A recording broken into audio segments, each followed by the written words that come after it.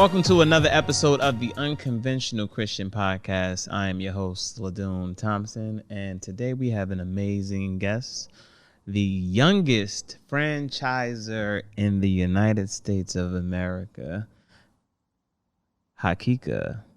You want me to call you Hakika or you want me to call Kika? Hakika, because I don't hear that. No one calls you Hakika, right? Because that's how I met her. It's Hakika. I've known Hakika for over 16, 17, 18 years, something like that. We go back. So yes, welcome, Hakika. Thank you for having me. Kika. Thank you. What's the deal? So wait, first of all, Kika is definitely somebody that was super requested to have on the Unconventional Christian Podcast after having her on the Prayer Room Live. And so it's only right that I have you here today so we can discuss your journey to opening Kika Stretch and, you know, taking it, scaling your business to the next level, and how faith played a part in that. So before we get started, let me go ahead and start this with a prayer. Okay. Father God, thank you for bringing us here today. Thank you for guiding and leading us into the space, for blessing us to be able to come on this platform and discuss and fellowship together. We're asking that you sit us down and you stand up, you lead this conversation, and you bless us today and bless those listening, and let this be of service to someone today and help them in whatever it needs to help them with. In Jesus' name we pray. Amen. Amen. Amen. Yes. So, Kika, just give us a quick rundown on who Kika is. Yes. So thank you so much for having me again. Kika Wise. I am a professional dancer turned entrepreneur. I went to school. I studied dance. I danced and acted professionally in New York, and then I opened a business. So I decided to scale it through franchising, and so I'm doing that. And I also teach entrepreneurs how to scale their businesses through franchising. So it's the best of both worlds. Nice.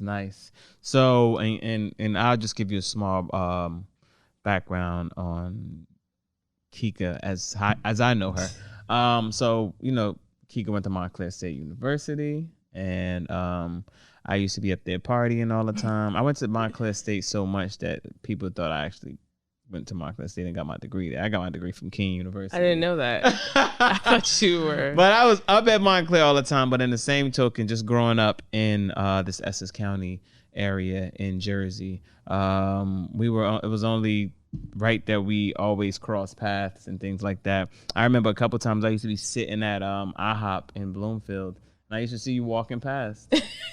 And it was so funny. Yeah. I used to be like, there go Kika again. Oh, that's so funny. Remember Lake Khan? Yeah. Yeah. So we always used to see you out there. I used to live over there. Yep. So now we just want to talk on this journey to creating Kika Stretch Studios. So tell us about Kika Stretch Studios. Yes. So Kika Stretch Studios, it's a one-on-one assisted stretching studio. So you lie on a mat and someone stretches your whole body for you. So all the tension that's been trapped inside of your body for years, someone takes it out. So I started that based on my dance training. At the time, I was acting, dancing, but then I had a son who was at the time 6 months old. And so I was like, I kind of have to figure out something more stable. I can't just be a starving artist anymore. I was like literally a starving artist. And so I was like, I need to figure something out. So I took a poll with friends and family. Should I start a business or go back to school? And of course they said, don't start a business because most people fail, blah, blah, blah. So I'm always up for a challenge. And I'm like, I've always been the type, like, if you set a limit to my life, I'm going to try to break it just because you can't do that. And so I started the business. So I started with one client. I just focused on the craft of the actual session. And then over time, I just got more clients. The word started spreading. And then that's kind of how it started. Wow. Okay, so let's get a timeline on this, because I definitely created a false timeline. Every time I told everybody, I was just like, yo, it was, you know, the pandemic was in February. So I was like, yo, she started in February. She got 14 of those. I like that timeline. It's amazing though, but I want to give. But the most important part of this is being able to tell people how the journey, the process, from start to beginning. So, what year was that? The first year you decided to start Kika Stretch Studios? That was 2011. 2011, 10 years ago. Yes. So this is you already have a 10-year anniversary celebration? Yes, I did. I took my crew, my family. We went to California. Oh, but that was recently, right? Yeah. Oh, okay, cool. So so Kika Stretch Studios in Montclair, is that your first spot? Yeah. We were actually located down the street above CVS in like a little small suite. And then like we had a few moves and now we're in the storefront. Yeah. Cool. So you took your staff and everybody all went to California. Yeah. So and you went to California for what? So it was my birthday. It was my birthday weekend too. So celebration and just to like reward them for sticking by me, because when I first started, like few people believed in what I was doing, but they always did. So I was like, I'm bringing them on the journey with me. So we all celebrated together. Toast to that. Yes. Yes. So now the journey. Let me just take a sip. I know. So now 2011 you start Kika Stretch Studios, right? Yes. You open up. It's just you and who else? It's me, my 6-month-old son, my mother. At the time I was a single mother. And so I was like in a very dark place. I was really depressed. My biggest fear was to be a single mother, because I grew up in that type of household and it was very hard. And so I was like, I don't want that to happen. It happened. And so I was so depressed. I was talking to my mother one day and I was like, man, I wish I would just get hit by a car. So I went across the street to the store. I got hit by a car literally within 5 minutes of saying that.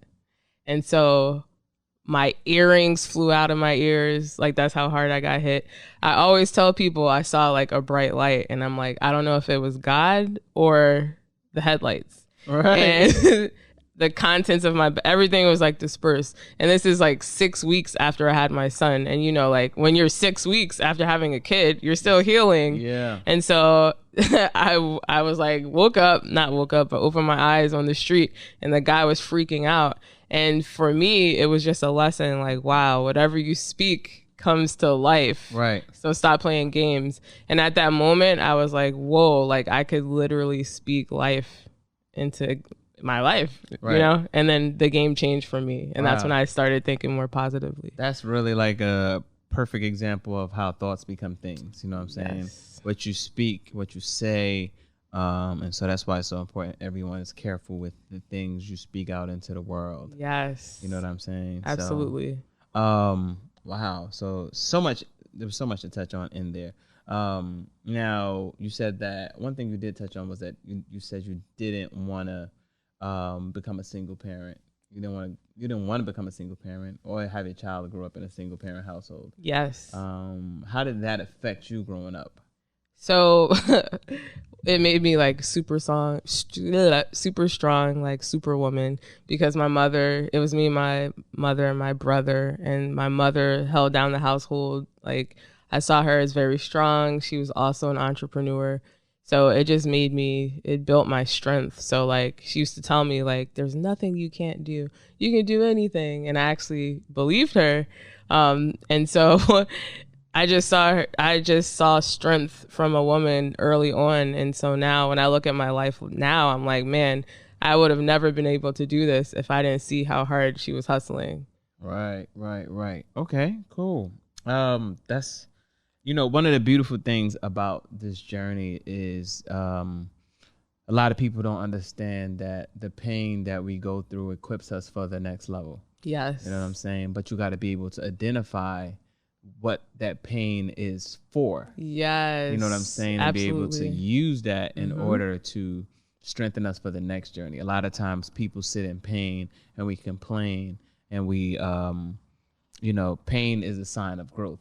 You know, Right. people don't want to hear that, because when you're in pain, it's like, I don't want to hear that. You Like, just want sympathy. Yeah. I want sympathy. I want this to stop. But some of us sit in that place of sympathy for too long. Yes. You know what I'm saying? Where it's almost like we make that our home. And some people live their lives in a place of always looking for people to sympathize for them, to help them. But pain made you level up. Yes. So now we're moving into year one. You've branched Kika Stretch Studios. How was it? Like, did you feel like you were winging it at the time? Because 1000%. Winging it is like when you tell somebody I'm doing a stretch. Like, you know, people, like, I imagine if I knew I was certified in dance and I knew how to stretch from, because, you know, me also being performing arts, I did, you know, Alexander technique, all that stuff. Yeah. You could be a coach if you really wanted to. But yeah, so all of that stuff, and just I can imagine opening my first session or two, and I'm just like, lean back. Pull an arm to the left. Now you're winging it. You're also looking in the book. You like, they said, lean back, 90-degree angle. Yes. But so now you're doing this, and now you're starting to see the effects of it. So, because a lot of people don't know how important stretching is to our body. Yes. And you found something that was a need that people didn't even know was a need. Yes. So I think that's one of the biggest things that entrepreneurs have to look at, is being able to identify a need that people don't even know is a need, and let them know about it. That's so, yeah. What was that step like year one when you realized what the need was, and now how do I scale it? And when I look back at videos that I used to record in my living room, and my mother's holding it, and I'm like, hi, you should stretch. I'm like dying laughing, like how bad it looked, but impressed because I still put it out there. But the first year, I practiced on a lot of people. Like, what does this feel like? Does it feel good? I memorized the stretches that I would put together, and I just tested it on people. And once they were like, oh my God, I feel great, I was like, okay, I'm ready to start. So my first year, my first client, I was just like, you know, you have to fake it until you make it. So I got like a t-shirt from Vistaprint that had like Kika Stretch, or it was Power Stretch at the time. And so I just made myself feel like the authority. So when they walked in, they felt that, and they bought into it. But after the first person bought a package of a series of stretches, I was like, oh my God, like I'm really onto something. Someone just exchanged funds for the stretching that I gave them. Right. So Right. yeah, it was just like over time I just started fine tuning the method, but I just made sure I knew what I was talking about. Right. So so it's almost like not fake it till you make it, but it's, you know, a little bit of that, because you know, as actors, and one thing is people never know. Like one of my theater professors would always say, like, the audience doesn't know you mess up until you say I messed up. Yes. Until you freeze. Even if you take a dramatic pause. Yes. Just don't panic. You know what I'm saying? Because there's that moment of panic, and I've learned that from, if you mess up a line, the only way they can tell you messed up a line is in your panic. Yep. So yeah, and that's one of the things I think if you want to, you know, put out there, is even if when you're faking it till you make it, just don't panic. You know what I'm saying? Because panicking, you know, that's how you know, fear. Once you allow fear in, it's over. Yeah. And that's why it's so important to know your craft, so you can always go back to the facts and then sound like a professional. But when I first started, I had a table, like a conference room table, a ball, and like a little yoga mat. And one of my first clients was Bobby Brown, you know, Bobby Brown Cosmetics. Bobby Brown. Yeah. They got the studios right there. And she walked in and she was like, is this a franchise? And I was like, oh, she sees the vision. And I literally had nothing, like, and she saw the vision, and I'm like, no, it's not a franchise. And that was like 10 years ago. So, right. So now from studio 1 to studio 2, what was the time frame on that? That was, I think it was 2 years. I opened a second location. Where? In Westfield. Okay, so Westfield's been around for a long time too. Yeah, it has. Okay. And so I owned that for a while. and I was going back and forth. But one day, like, I was so tired from just doing the most. I pulled over into a McDonald's parking lot with my son, and I just took a nap. It was like before I checked on the second studio. And at that time, I was like, I can't do this by myself. So I have to figure out like another way to do this. All right. So how did you start determining how I can balance like teamwork? Like how did you determine who was going to be a member of your team? So the manager of the Westfield location, I sold my first franchise to her. And so it's also important to recognize talent, the talent that you have. And if they're starting to get to a level where you can't support them anymore, where you're like, you're so good, I fear I might lose you, you have to give them another opportunity to grow. And so for me, she was so good. She was managing the studio so well. I was like, if I offer you ownership, would you take it? She was like, yeah. And so her and her husband bought the first franchise and like tripled the sales. Fire. After they purchased it. Wow. So now that's a bar right there, because a lot of people don't know that. Like a lot of people fear, like when somebody's so good within their company, instead of empowering them, yes, they try to micromanage them. Yes. And instead of basically saying, I'm going to offer you an opportunity of ownership within this company and give you an opportunity to, help me make money. We're making money together. You know right. what I'm saying? It's never like a lot of times. My old pastor used to say that a lot of times that people don't understand when two of you are on a stage, when the light is on you, when the light is on one person, it's a bright light. But when in order for them to light up both of you, they have to put double the light on both of you. So now there's more attention on both of you. Exactly. But a lot of people are always thinking like, well, if the shine is on me and this person comes on, then the shine is going to lessen. No, it only doubles. Exactly. It's like a scarcity mindset, and you have to share. Like, look at life. There's few things you can do by yourself and just maximize it. So you have to find ways to help other people grow, and that's when you truly reach success. Right. So that's what I learned early on. So I've always been about that. Right. So now after 2, now we're going into 3. What was your third one? So I tried a few different ideas, like, let me let somebody open here out of this gym or out of this fitness center, and it never really worked.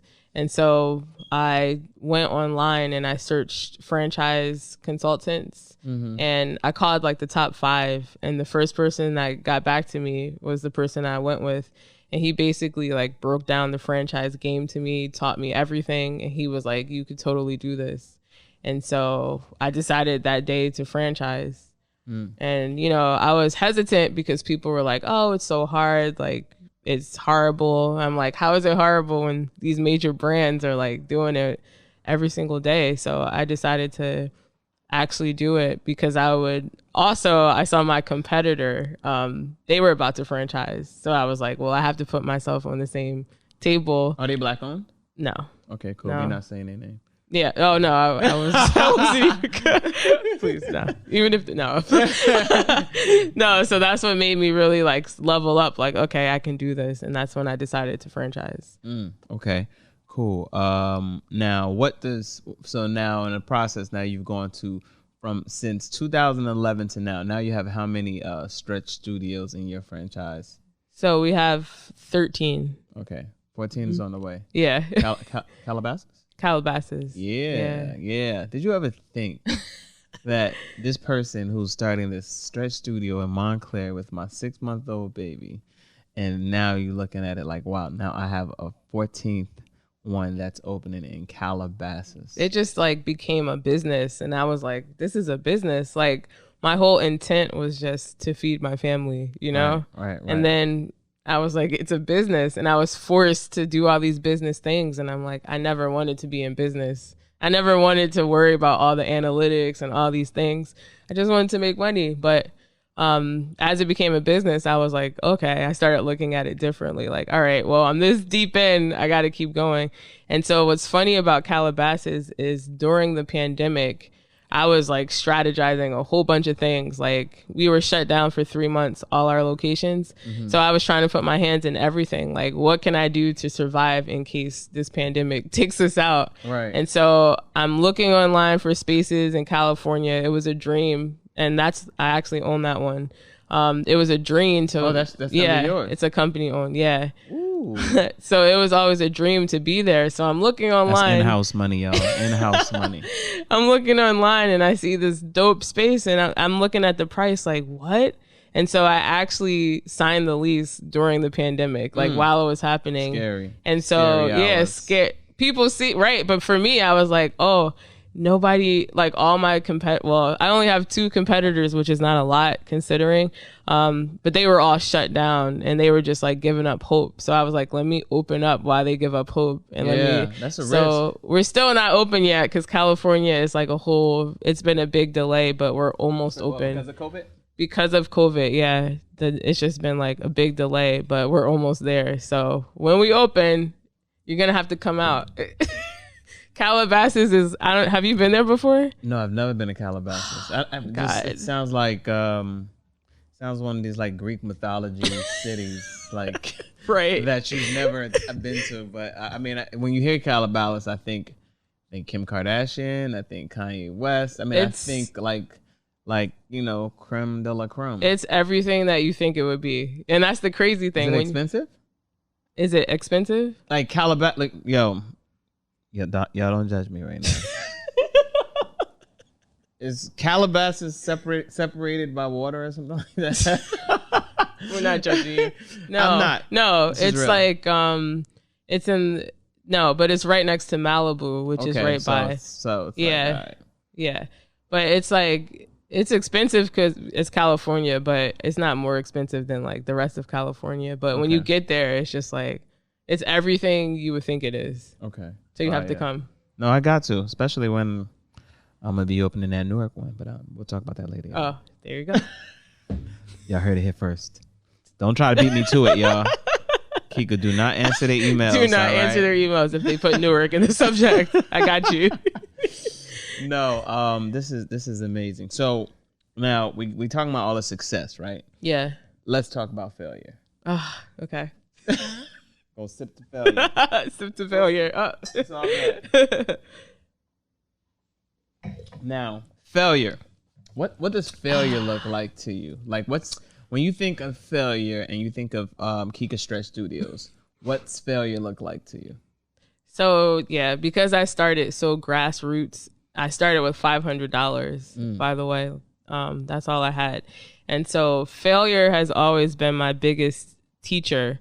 So I really don't look at failure like I don't get sad. Sometimes I get mad, but then I get over it because I know, like you said, there's a lesson behind it. So as soon as there's been so many failures that I've had, and people don't usually talk about failures. Like, let me go on the gram and talk about how much my day sucked. Like, I'm really trying to inspire people, but right. No, the failure part is tied to success. Exactly. And there's just always failures. Just when I hired my first team members, I remember like, okay, now I have employees. What does that mean if you've never had them? So I did my best to try to manage finances, or I have to pay them. And one day my account was like negative, and payday for them was supposed to be the next day. And I was like, oh my God, like I'm a failure. Like, how can I pay them with no money? Right. But then I'm like, why do I not have any money? I sold. And so then money management became a lesson for me because I didn't grow up with money. Like, we didn't. Right. I used to be like, those little things in the grocery store for 25 cents. Like, can I please have one next time? And now I think back like, damn, it was 25 cents. Like, you can, you know what I'm saying? Right. So I had to learn money management, and my biggest failures came really from that. Then once I mastered that, it's another failure. But when I fail, I'm just like, I get excited because I know, like, if you master your weakness, that's how you become a monster. So it's like, I have fewer failures now, but the ones that I have, I'm just like building on them currently. So how'd you overcome that? I want to know how you overcame that specific failure. Which one? How did you pay them? Bro, how did I pay them? So I actually put myself on the schedule. So I put out an email because at this point, like I have staff, but they're like, oh, she's the owner. She's Kika, like the birth of Kika. So I put myself on the schedule. I sent out an email blast like tomorrow. I'm putting myself on the schedule more and I'm stretching people. So people got excited like, oh, I get to stretch with Kika. So I used all the money they paid me and then it paid the payroll. Oh, fire. You see what I'm saying? Yeah, no, I get it. Yeah. I use it as like a sale. Like Kika's coming. Yeah. Please stretch. And I think I said, I'll give you like a percentage off. It was that was definitely part of it. Wow. If you stretch tomorrow. So she was like, tomorrow... Desperate times calls for desperate measures. So tomorrow I'm a stretch. Yo, I mean, people don't understand entrepreneurship is like that. You know what I'm saying? Sometimes you gotta do what's necessary. And I think a lot of times pride comes into play with a lot of people and they're not willing to come back down to, all right, I gotta go back to get rich or die trying mode. Yes. You know what I'm saying? What was I doing in the beginning? You know what I'm saying? What was I doing to get the ball rolling? You know what I'm saying? I have to go back to that same grind mode. And I've done that myself. Yeah. Now it's to that space where I'm like, you know, before I wasn't doing pop-up shops. Like I stopped doing pop-up shops for the brand Cover by God.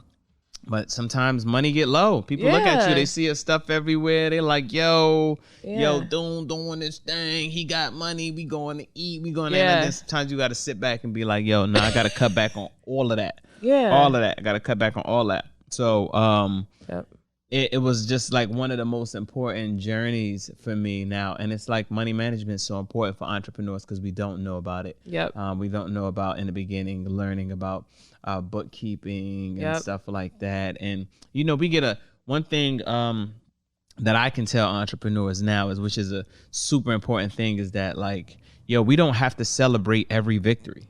It's important that you celebrate victories, but you do not have to celebrate long because sometimes we get in a space where, all right, cool, weekends off. Weekends are off now. We going out to eat all the time. No.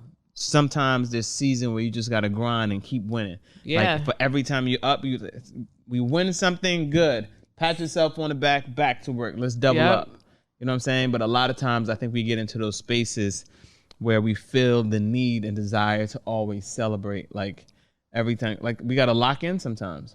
And I'm like afraid to celebrate all the time because I know around the corner is a big obstacle or a big scary thing that I'm going to have to deal with. So it's like you have to keep your emotions leveled. Because if you get too excited, you'll get disappointed. And if you're too disappointed, you won't get excited. So no matter what happens, I just sit there and I'm like, I just take it all in. And, you know, you get so excited sometimes you just want to, but I'm just like, and if something bad happens, they'd be like, Kika, you so chill. I'm like, because I can't like let it affect me. Right.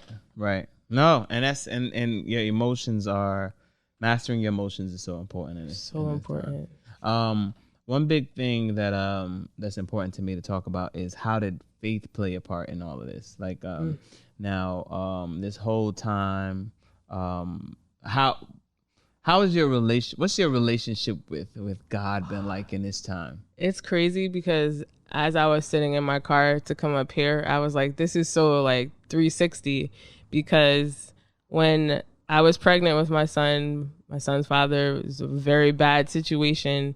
And I remember like crying, pregnant in the mirror, like apologizing to my son in my belly. And I was like, God, if you get me out of this situation, I'll have faith in you forever. Mm-hmm. And then from that moment on, boom, the lights started coming on. Things started happening. And I saw like a way out and I saw like opportunity. And so my whole business, my whole life has been built on faith. When I was 10 years old, I used to think God would be mad at me. Like I used to go to school and take somebody's pencil. Oh my God, God's mad at me. Like I was very aware of the relationship of being a good person and all those things. So as I grew up, I prayed all the time. But at that moment as an adult, it was my duty that as I have these wins and these successes, that I let people know that it is because of God and nothing else, so that I stay true to my promise. Like all these things have happened because of my faith with God, and I have to declare it, and that's my purpose. So I was sitting here like, wow, I get to actually say it today on camera. And it was just like 360, like, damn, here we are. Yeah. And so, and that's one of the dope things that when it comes to, the sacrifice and being able to lean into that place of discomfort, those moments. But, one of the hardest things, the easy part is we talk about the glory. Oh, we give God the glory. Yeah. But what about those times when you don't hear from God? When you're like, I prayed on this, yes. I need God to do this, and you don't hear anything. What now? How does because I think a lot of us never talk about. You get instant answers, because I don't. I don't. No, I was about to say. Answers. I don't remember the last. Only. You know what? I'm not even gonna tell y'all this. I'm gonna tell y'all the story. The only other time I thought I got an instant answer was last week, right? I'm gonna tell y'all the funny story, right? Y'all don't even want to hear this story. I do. I want to hear it. So last week the flooding happened in Jersey. Yeah. Basement. Water up to my ankle. Oh man. I'm like, golly. So I'm like, you know what? Can't cry over this. I'm going upstairs. I'm gonna go on the prayer room and go live at night, which I never do. So I went live, talking on there, praying, had somebody come on there. So then I go back downstairs. No water. Stop it. No like water. Moses. No water. It's nothing. It's still slightly wet in different spots, but no water, right? I'm like, yo, I can't even tell nobody about this, because guess what? They're going to be like, he trying to sell Jesus. Exactly. So I was like, I'm going to be quiet about it.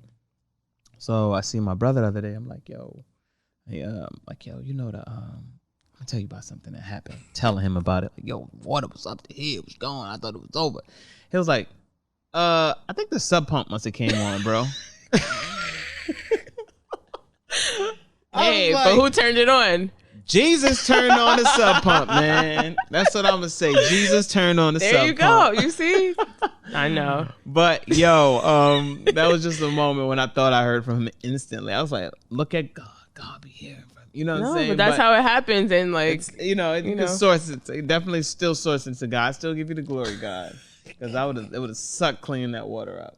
But for you, what do I do when I don't hear when you don't hear from God? So there was a pastor that I had a few years ago, and he used to always say, like, when times got hard, he would be like, well, God, you brought me here, so you have to see me out. Right. Like when I feel like I'm on this journey because of God, and nothing is a mistake, so I'm not supposed to reach failure yet, or if I reach failure, I'm supposed to overcome it. And so when things get hard and I don't hear from God, I just sit back and I be like, and I just wait. And in those times of just sitting back and waiting, the most magical things have happened, and they just fell on my lap.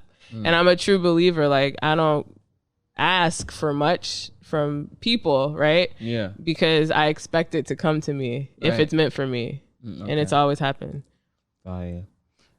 Okay, now going into something you said earlier, now coming up as a woman who had to be a single parent, growing up in a single parent home, and this is something I've never really touched on. What type of masculine energy did that create in you? Hold on. Shout out to my husband, Jamar, for dealing with me. Let's talk about masculine energy. Wow, that's such a great... So I don't know... I know there's a lot of women like me, but I don't personally know a lot of women like me, like leaders of the household and like doing all these things. And so it's hard for me to like, talk to others about it because they don't understand. Right. But I have to tell myself to chill sometimes, because you start to become this lioness and you're like, rawr. And sometimes it's hard to just be like subtle and like, relax, because as an entrepreneur, you're always like, oh, something's going to happen. You're always on your toes. So it's a balance, and it's also been a struggle because it's just a lot to deal with sometimes. Right. It's just a lot. Yeah. You said, what do I do? No. How is it like when coming up in that household, coming up like that? Yeah. Now balancing your masculine and your feminine energy, because Have you mastered that yet? Yes, I have. Like yesterday. So like when I say balancing it now, because now you're married. Yeah. You've been married for how long now?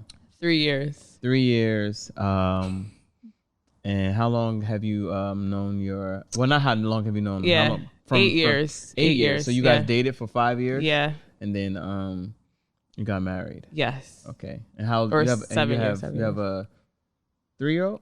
So I have a 2-year-old, 12-year-old son, and then my 11-year-old stepdaughter. So we actually met when they were like 3 and 4. Oh wow! So they're definitely have brother and sister close. vibes. Yeah. Okay, that's fire.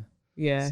So now with your husband, how do you guys balance that masculine feminine energy? Yeah. Because it's not a conversation a lot of people talk about. And it's so good that you brought this up. No, because I know what it's like if you've grown up in survival mode your entire life, right?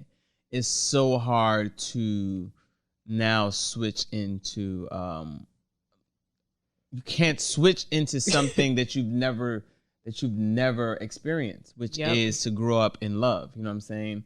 Like some people are growing up in two parent households, and that's all they've known. They've seen that. Yeah. You grew up in survival mode. It's always been Hakika as a black woman having to take the lead and deal with so many different obstacles and so many people overlooking you because you are a black woman. You are a black woman in New Jersey, and you're starting a franchise, and you have a company, and people in constant journey of having to overcome that. Now you're you have to be in masculine mode all the time because you've always had you. It's always been you making sure everything is good. It's always been like if it doesn't, it's not gonna happen if Hakika does not do it. Yes. You know what I'm saying?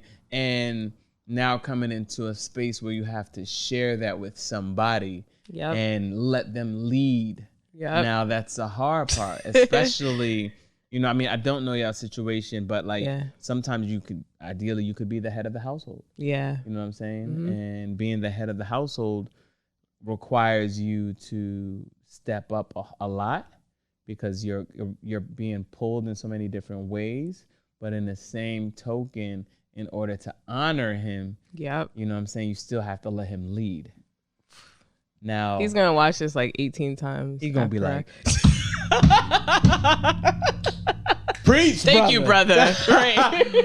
But the truth is that you do at some point in time have to let him lead. How does that look like for y'all? Yeah. So right. So it was very hard because everything that you said, like lead, like I know how to lead, you know, I could do it all. But then it's like, no, you don't. There's another side that you can't feel. And so for me, it was really, because when you're with somebody, you love them, but do you trust them? Right. Not, oh, I trust he won't cheat, she won't cheat. No. Do you trust them with like your soul? Because a lot of us protect ourselves and we just like act out of, desperation. So for me, like once I really trusted him, I was like, it's safe for me to be vulnerable, because that's really what it was, like me masking my vulnerability for the world and realizing I don't have to do that with him or at home. Right. And so I literally, would have to sit down, decompress and be like, dude, it almost like turned into like a whole different, like chill. And so then I was able, I'm able to deal with him, let him lead. But it was a struggle because he'd be like, are you crazy? But he's also so strong for dealing with someone like me who's such a leader and this feminine energy. And he's very laid back and chill. But he's like, if you get, he'll be like, what's up? I'm like, oh, like that's important for the woman to be like, okay. Like, so there's Kika, the stretch connoisseur, and then come home Hakika the wife. Yeah. And you have to sometimes, and it's tough to that transition of opening the door and turning off Hakika the stretch leader, connoisseur, entrepreneur, youngest franchiser in the United States of America. And now you walk in the door, you got to become the wife, and you got to be like subtle and soft. It's tough. Yeah, it's a tough switch, but it's like it's there. It's just like bringing it down a few levels, and like because even like everyone sometimes brings their work home, you can't. So yes, you'll see Kika flipping pancakes maybe like once a month. Nah, but yeah. Does he flip pancakes more than you do? Absolutely not. No. So it's all about finding balance, and we literally had to sit down like, all right, this is what you add to the table, this is what I add to the table, and this is my missing piece, this is your missing piece. Okay, now we're whole. And so just sticking to the things that, you know, we're good at and bringing it together. But it's definitely a struggle. But when we have those moments of, you know, like being connected and playing our part, it's like, this is why it's so worth it. Okay. And how do you guys balance now? With one thing I'll say, I'll run this back. Therapy. Yes.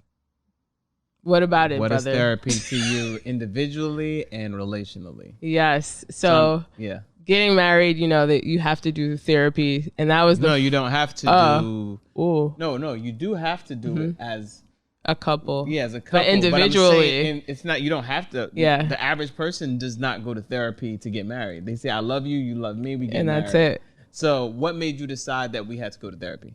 So I actually, and I'm for therapy. Like, it's nothing wrong with that. So my father died. My father died when I was 8. And so that was a whole big thing. And so I had like I had no long-term memory. Right. And so one day I was like, I think like, why can't I remember certain things? So one of my clients was a therapist, and I went to him and I was like, I just want to see what happens. And I told him some things. And so basically he's like, yeah, you're blocking your memory because of your father, because his death. And he like put it all together. And he brought up some other things like from childhood, like feeling bad for my son because like I felt so bad for my son because the situation was bad and I had to like step away, but I felt guilty and bad, like, right. Oh, I'm horrible. And he's like, yo, forgive yourself. Like, it's not your fault. And so if I never did that, I would have never been able to like get rid of that so I can get into a situation with my husband. And couples, I feel like even if you're not married, but you want to get married, I feel like you should definitely sit in couples therapy first. Right. Because once you get married, it's like you're dealing with the person, the family, the fear, the closet, like all this stuff, and you got to put it all out on the table to see if that's really what you want. How was your husband with accepting therapy? He was like, yeah, you need to go. No. He was like, yeah, let's go. No, he was ready for it. He's very open to it. And that's the thing, like finding someone who's open to like what you need. And so does he has his own relationship with God? Yes, he does. That's fine. Yeah, he does. But the church thing is like, you know, that's a whole nother. Yeah, organized religion can be that thing, but you know, now, you know, I mean, I'm a person that loves going to church. I haven't been to church since the pandemic kicked off, and I found my ways. Online church is great. I mean, I can't wait to pull up in a church. Yeah. Soon, just because sometimes you need that praise. It's definitely worship, different. Man. Yeah. But you know what I'm saying? I understand people's fear of organized religion, and you know, I must admit, my mind's, you know, because of the prayer room, I start to think about like possibly like, I'm not saying pastoral. Guys, cut it. All right, I know you guys got excited for a moment. Look, I'll sign up. Creating a space. I will be an usher. creating a space for worship that's so different from organized religion. Oh my you know what I'm saying? It might be even pop-up church, you know what I'm saying? Wow. But I don't know. Don't get too invested in that, y'all. No, that is such a good idea. Listen. You know what? We're going to delete this part. We're going to delete this part. Will not see the light of day. If you delete this part, you got to delete all the other stuff that led up to this. Oh, that's a great idea. No. Cool. That's this is so great. There's so many things I want to touch on because I'm literally today. I had a list of questions that I have for you, but I've like luckily, this has been such an organic conversation that I've been able to just freestyle. Yeah. I think the last part in question for you, because I want to make sure that people do get the best, not just of your freestyle. I mean, your franchising, your what it's like being a mom, a wife, but now also having to balance family. How do you balance family life and business? Because I know that's in itself is a journey. Yeah, people ask me that all the time, and there's no balance whatsoever. Yes. So when they say, "Oh, you have to," no, that's a lie. Like every day, I feel like it's hard to live in a place where there's no consistency, right? And entrepreneurs, that's where we live. Yeah. But it's even more heightened when you have kids, right? When you have a husband or a wife, and so every day is a new day, and I just do the best that I can, and I'm really big on like, so if my kids are talking to me, I'll want to keep texting or like checking my email, but I force myself to put the phone down and I'm like making eye contact because that's how they know like you're into them. Sometimes my son is like, "Mom, stop working." I'm like, "Okay." And he like, you know, oldest. Yeah, my oldest, he puts me in check all the time. Like, "Why are you still working?" I'm like, "You're right. I don't have to." And so just knowing when to shut it off. So there's like 5 hats that I wear. So it's like, I'm just changing hats, but there's no balance. Right. And that's so funny. A lot of my mentors talk about that, about the fact that there is no balance when it comes to entrepreneurship. Everything is meshed. And, you know, in order to succeed in this entrepreneurial world, you have to make sure that all of them are intertwined with each other. You know what I'm saying? Yep. If you're married, your husband, your wife, they have to be in tune with what's going on. And your kids, you know, have to understand what this journey is like, but also sitting them down and having those true conversations about just what it takes to be where we're going to be. And now breaking these generational curses. Now you're en route to that, you know what I'm saying? You're in that space now. Like, yeah, like, you know, like wealth is necessary and important. And what do you have, if you had to say anything to any young female entrepreneurs who are looking for an opportunity to figure out how to get out of that, what I call curse, because sometimes there's so many women that are just living check to check, that are just above water, barely above water. Yeah. What is some words of encouragement that you would have for them? Yeah. And it's tough, like, especially if you're in that situation and you have children, because you'll just stay in that check to check mind frame because you're like, oh, I have to take care of my kids. I have bills. And when people say I have bills, I'm like, but bills can be paid late. Like, yeah, like you can put off a bill for like 3 months without somebody chasing you down. Right. So I would say, don't be afraid to do what it is that you desire to do, what your passion is, what you love to do, because life is short and you don't want to die saying, oh, at least I paid my bills. Like, that's bills are important, but they're not important. And so just take the risk and take the chance, because if you truly believe in yourself and you truly believe that you won't give up, you will succeed. And when you look at how much people are paying you in this little small check, think about how much you can charge somebody for a product or a service and make more. But people are like, my bills, my bills, my bills. And I'm like, that's a distraction. So I would say take all your resources, including your bill money, real fast, make it happen in 3 months, and just do what it is that will propel you. Pay your bills a little bit late, because sometimes you have to do that in order to get ahead. Otherwise, you're never going to have the resources to get ahead. Gotta take that L to get that Yeah, W. you have to take that L. I mean, my son and I took the L many times. He didn't even know the L's we were taking, at the time. Yo. I used to live in East Orange, and like you have to have permits for all your parking. And sometimes I didn't have a permit. And so I would have to park all the way down the street in Bloomfield. And so I used to get a parking ticket for $40. East Orange. And they towed my car because I couldn't pay the $40 parking ticket. Wow. like things like that. If I would have gave up, like, oh, I gotta pay my bill, I wouldn't be here today. So right, it hurts, but you gotta go through it. Yo, this is a current bar for y'all. You can't get to W without passing through that L. Wow. Yeah. Past the Dune. See? Yeah. I'm about to quote you on the gram. Yo. You can't get to W. that's And the W stands for wealth? Huh? Wealth. The W stands for wealth. Wow. Yeah. Man. You know what I'm saying? So, hey, look, man. Last 2 questions for you. Yeah. Okay. Are you happy? No, I'm miserable. No, I'm playing.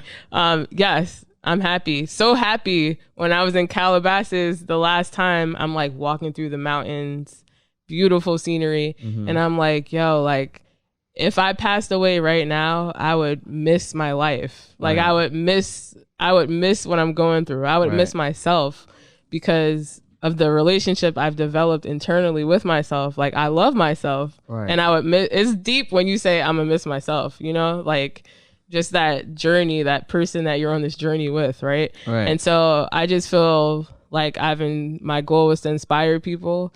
My kids, now my goal is to make sure my kids are good, but I'm happy because I feel like I'm living my true authentic life and I'm just living the way I want to live without fear.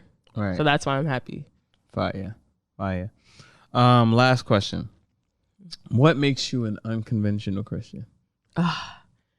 What makes me an unconventional Christian? Because no matter how far or what happens on my journey, I still give God all of the glory because I know for a fact I wouldn't be here without all of the nights and days of praise of worship in my car by myself.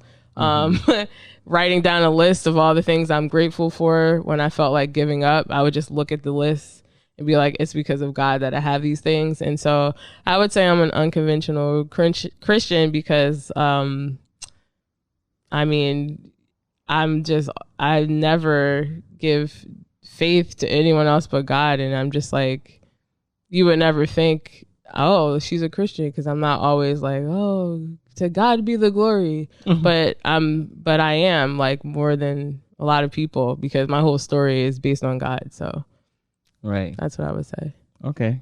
Quick rapid 5 questions. Okay. Oh man, this is gonna be bad. Okay. What's your favorite Kika Stretch Studios outside of Montclair? Calabasas. Because it's not even open yet. Look, it's my favorite. Yep. Oh man, everyone has a favorite kid. Who's your favorite kid? What? Yeah, everyone has a favorite kid. Kika, little Kika is my favorite kid. Little Kika. Me as a kid.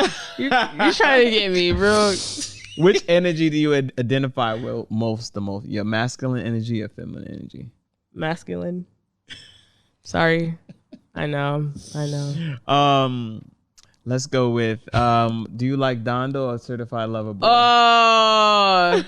Don't listen. I'm a Donda fan.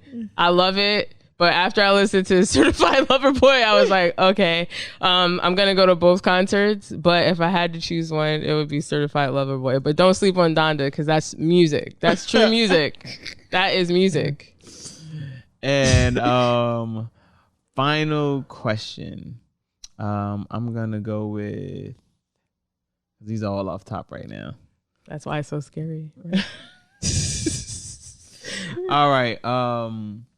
Since we're drinking wine and we're right here with Black Girl Magic McBride sisters. You know about the McBride sisters? I know about it, but I don't know them personally. Okay, cool. So if we had to go with your favorite wine, what would be red or white?